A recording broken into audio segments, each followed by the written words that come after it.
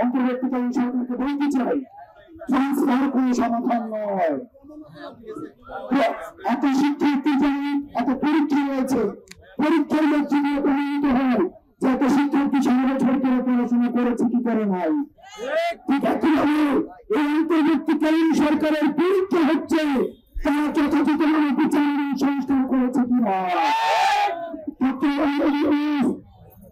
যারা দিন করেছে তাদের বিচার হয় নাই, যারা হত্যা করেছে তাদের বিচার হয় নাই, যারা আমাদের ভাইদেরকে প্রতির মতো করে গুলি করে হত্যা করেছে তাদের বিচার হয় না।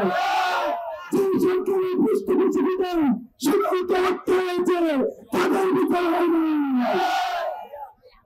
আমরা বলতে চাই, আপনি নির্দিষ্ট অ্যাসাইনমেন্ট নিয়ে এসছেন, আপনার অ্যাসাইনমেন্ট অনেকগুলো অ্যাসাইনমেন্টের মধ্যে নির্বাচন একটা, শুধুমাত্র নির্বাচন দেওয়ার একমাত্র আপনার অ্যাসাইনমেন্ট নয়। অন্য রাজনৈতিক দলগুলিকে বলতে চাই, আপনারা যেভাবে টাইমফ্রেম দিয়ে নির্বাচন চাচ্ছেন, ঠিক একইভাবে টাইমফ্রেম দিয়ে আপনারা বিচার এবং সংস্কার চান।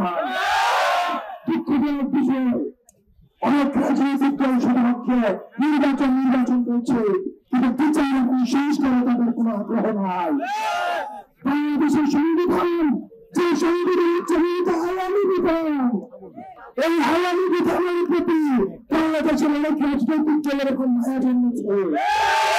আমরা বলতে চাই, এই সংবিধান হচ্ছে আওয়ামী লীগের টেক্সটবুক, এই সংবিধান সংস্কার জরুরি।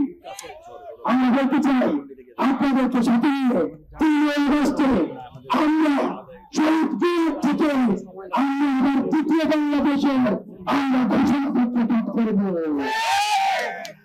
আমাদের সাথে সাথে